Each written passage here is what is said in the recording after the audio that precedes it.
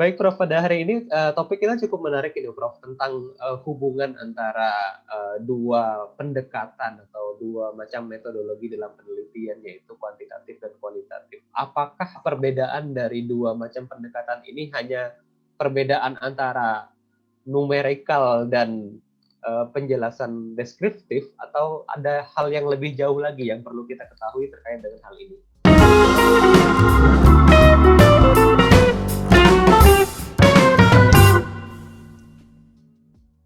Bismillahirrahmanirrahim. Assalamualaikum warahmatullahi wabarakatuh.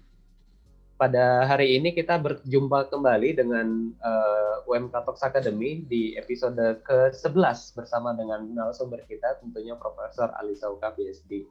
Pada hari ini pemirsa, kita akan membahas lebih jauh. Jika di episode ke-10 kita membahas bagaimana cara memulai penelitian yang tidak lagi dari kuantitatif atau kualitatif, tapi dari research gap. Pada hari ini kita akan membahas lebih dalam mengenai hubungan antara dua macam paradigma penelitian ini. Saya akan menyapa terlebih dahulu narasumber kita pada hari ini. Assalamualaikum Prof. Ali Sauka. Waalaikumsalam warahmatullahi wabarakatuh. Tetap sehat Prof ya? Alhamdulillah sehat-sehat. Aktivitas tetap ramai ini Prof, di masa pandemi dan masa puasa ini. Iya, alhamdulillah, pokoknya tidak terasa kalau banyak kegiatan. Betul, lebih produktif, lebih ini Prof ya, lebih puasa, Amin. lebih ringan malahan ya. Amin, amin. Baik Prof, pada hari ini topik kita cukup menarik ini Prof, tentang hubungan antara dua pendekatan atau dua macam metodologi dalam penelitian, yaitu kuantitatif dan kualitatif. Apakah perbedaan dari dua macam pendekatan ini hanya perbedaan antara numerikal dan penjelasan deskriptif, atau ada hal yang lebih jauh lagi yang perlu kita ketahui terkait dengan hal ini? Iya, baik. Sekali lagi ini konsumsinya seperti episode sebelumnya, itu sebenarnya bisa juga masyarakat luas ya, masyarakat peneliti yang secara luas, tapi khususnya mudah-mudahan bermanfaat untuk teman-teman mahasiswa S1 yang nanti akhirnya harus menulis skripsi dan melakukan penelitian untuk menulis skripsi. Nah, itu kemudian ditulis dalam bentuk skripsi. Ini lebih banyak pada klarifikasi dua hal tentang istilah kualitatif dan kuantitatif, dan kemudian juga sebetulnya bedanya itu apa yang disebut dengan pendekatan kualitatif dan pendekatan kuantitatif dalam penelitian. Jadi yang pertama, banyak yang kemudian merasa bahwa yang disebut dengan kualitatif dan kuantitatif dalam penelitian itu hanya sekedar karena datanya saja berupa angka, itu kemudian disebut kuantitatif. Ada juga yang ya itu tadi, yang ada juga yang kemudian kalau datanya tidak dalam bentuk angka, itu kemudian kualitatif. Ini tidak salah ya, tidak salah, tapi tidak sesederhana itu yang mengatakannya itu. Jadi pada umumnya penelitian kualitatif itu memang data-data yang dikumpulkan itu tidak dalam bentuk angka, tapi bukan berarti tidak boleh data angka dikumpulkan untuk penelitian kualitatif, bukannya tidak boleh, tapi fungsinya aja yang beda. Demikian juga penelitian kuantitatif pada umumnya memang menggunakan data dalam bentuk angka, tapi tidak berarti tidak boleh menggunakan datanya yang dalam bentuk yang bukan angka, tapi jadi di dalam posisi fungsinya saja nanti akan beda gitu. Kemudian juga ada pemahaman lain kualitatif kuantitatif itu istilah yang kemudian menyangkut masalah sebentar. Kata kuantitatif, kata kualitatif itu lebih banyak sebetulnya. Ini yang saya ingin katakan ya. Sebetulnya lebih banyak pada dasarnya itu terkait masalah paradigma ya. Paradigma itu sebenarnya filosofis dalam artian kepercayaan ya, masalah kita percaya tentang kebenaran itu seperti apa misalnya. Karena pada dasarnya kan penelitian itu mengungkap kebenaran. Penelitian itu kan sifatnya objektif, ya lebih banyak memaparkan apa adanya yang dianggap benar. Nah, dalam kaitannya dengan makna yang substantif dari kualitatif dan kuantitatif itu adalah masalah filosofinya, filosofi tentang kebenaran utamanya. Jadi misalnya kalau boleh saya sebut, kualitatif itu percaya pada multiple truths, ya, kebenaran yang tidak hanya tunggal. Sedangkan kalau penelitian kuantitatif itu lebih mengedepankan kepercayaan pada hal yang tunggal. Yang tunggal itu artinya kalau kemudian data yang dikumpulkan oleh peneliti dalam yang menggunakan pendekatan kuantitatif itu kan lebih banyak mengandalkan statistik ya, statistik.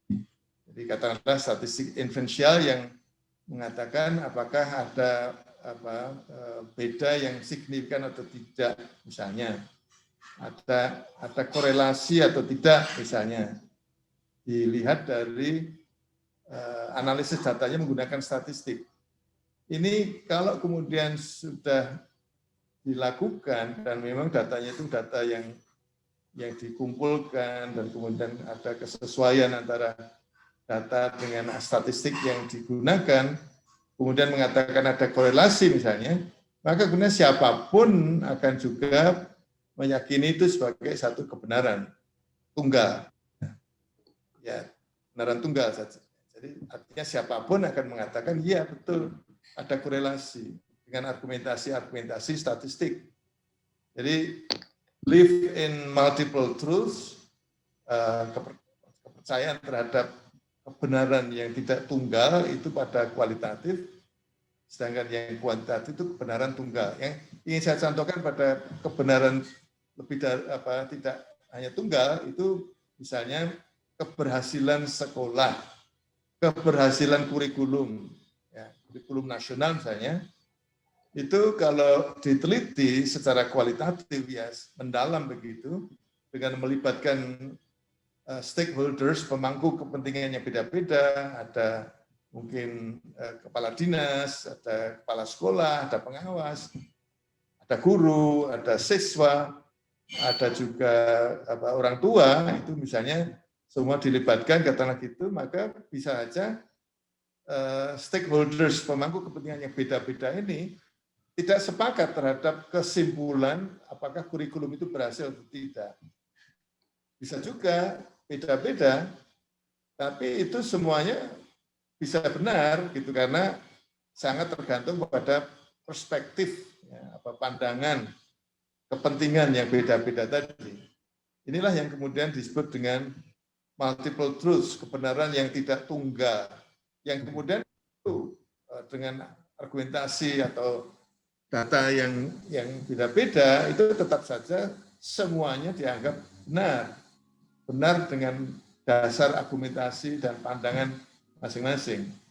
Jadi inilah yang kemudian sebetulnya lebih dikedepankan dari segi beda antara kualitatif dan kuantitatif. Tapi ada satu lagi yang juga perlu diketahui, perbedaan kualitatif dan kuantitatif itu juga pada tujuan akhirnya. Ya, pada tujuan akhirnya. Jadi misalnya kalau ada dalam sains itu ya, teori itu sangat penting kan gitu. Sains itu sangat memerlukan teori untuk kemudian bisa dimanfaatkan oleh umat manusia kan gitu. Itu juga teori yang sudah saya pernah bicarakan ya. Jadi, teori dalam ilmu pengetahuan itu bisa saja dibangun, ditemukan, dikembangkan, atau teori itu diverifikasi. Jadi kalau teori yang dikembangkan itu berarti memang sebelumnya belum ada teorinya itu. Sedangkan teori yang sudah ada itu kadang-kadang masih belum kuat sehingga perlu diverifikasi. Nah, inilah kemudian bisa melihat bagaimana keterkaitan antara penelitian dengan pendekatan kualitatif dan penelitian yang dengan menggunakan pendekatan kuantitatif. Yang kuantitatif hasil akhirnya yang kemudian diharapkan adalah memverifikasi teori. Jadi teori-teori sudah ada, kemudian masih dipertanyakan gitu karena masih ada aspek-aspek yang belum jelas, maka kemudian itu diverifikasi dengan mengumpulkan data untuk mendukung untuk melihat apakah data itu mendukung teori atau tidak. Yang itu kemudian disebut dengan uji hipotesis ya. Uji hipotesis itu hipotesis dibangun, dirumuskan berdasarkan teori yang ada, kemudian diuji. Itulah kemudian disebut dengan memverifikasi teori. Sedangkan penelitian kualitatif lebih banyak menghasilkan teori, membangun teori, mengembangkan teori. Teorinya belum ada, tapi fenomena, mungkin karena fenomenanya baru ya, baru muncul. Misalnya kalau dalam kaitannya sekarang itu mungkin fenomena tentang pandemi COVID-19 itu fenomena baru yang kemudian belum ada teorinya. Keterkaitan hubungan antar fenomena tentang pandemi COVID-19 mungkin belum ada, sehingga kemudian penelitian kualitatif bisa dilakukan untuk kemudian menghasilkan teori itu. Ini kalau boleh saya sebut juga akan ada hipotesis. Kalau dalam penelitian kuantitatif itu hipotesis itu diuji, hipotesis itu dirumuskan berdasarkan teori yang sudah ada, kemudian diuji untuk dalam rangka memverifikasi. Tapi kalau di dalam penelitian kualitatif, hipotesis itu dihasilkan oleh temuan-temuan data awal. Nah, hipotesis itu mungkin disebut sebagai hipotesis awal yang dalam istilahnya itu mungkin sering didengar itu proposisi. Proposisi itu calon-calon hipotesis, dan kemudian hipotesis yang dibangun itu calon-calon menjadi teori. Singkatnya itu kalau disebut, maka dari segi hasil akhir itu penelitian kualitatif menghasilkan teori, penelitian kuantitatif mengecek apakah teori itu memang berlaku di mana-mana misalnya. Ya, saya pernah menyebut juga teori yang ada dalam Al-Quran, kulun nafsin dha'iqatul maut, itu teori yang sudah sangat kuat, itu tidak ada yang tidak mengalami kematian kalau barangnya itu punya nyawa gitu ya. Tapi ada mungkin teori-teori manusia yang kemudian masih ada kelemahan, ternyata ini belum berlaku untuk ini, sehingga kemudian dimodifikasi teori itu. Itulah yang dilakukan oleh peneliti menggunakan pendekatan kuantitatif, sehingga kemudian dua pendekatan ini sebenarnya bisa berdampingan, mulai penelitian kualitatif, kemudian proposisi atau hipotesis dihasilkan dari penelitian kualitatif, itu kemudian dites dengan menggunakan penelitian kuantitatif. Baik, saya tertarik dengan salah satu statement yang tadi Prof terkait dengan single truth dan multiple truth ya.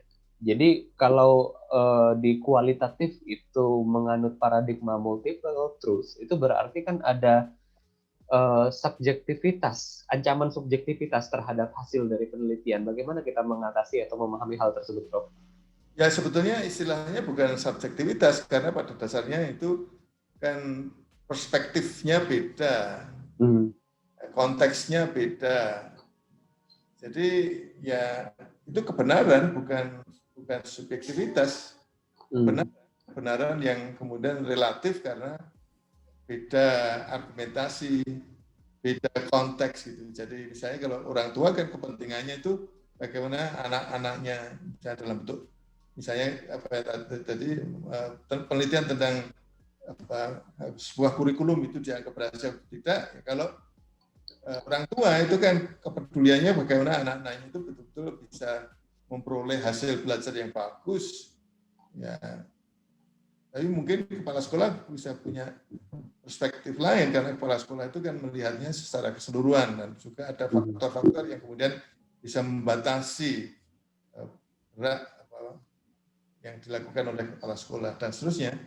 Jadi sebenarnya itu juga kebenaran yang relatif, tapi kalau masalah subjektivitas itu artinya kalau subjektivitas itu kan orang bisa kemudian mempertanyakan kalau subjektivitas itu kan menurutmu, enggak, bukan menurut saya, tapi ini loh faktanya kalau saya sebagai orang tua begitu.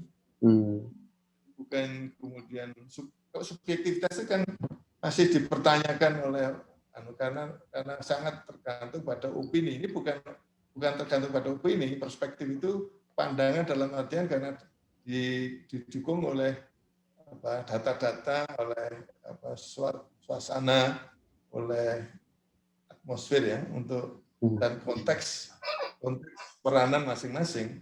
Baik, berarti perbedaan perspektif itu bukan berarti perbedaan subjektivitas dalam hal memandang sesuatu, Prof. Ya? Betul, jadi tidak cocok kalau disebut sebagai subjektif, ya saya menganggap ini tetap objektif karena memang punya argumentasi.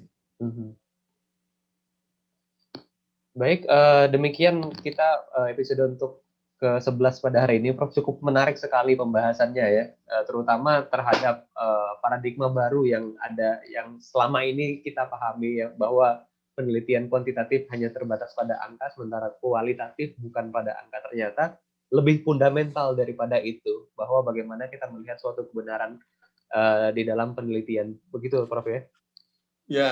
Ya mudah-mudahan bisa dipahami ya, tapi sekali lagi sebetulnya itu tidak terlalu banyak harus dipikir ya, karena pada dasarnya dalam penelitian untuk kemudian bisa menghasilkan temuan itu ya berpijak dari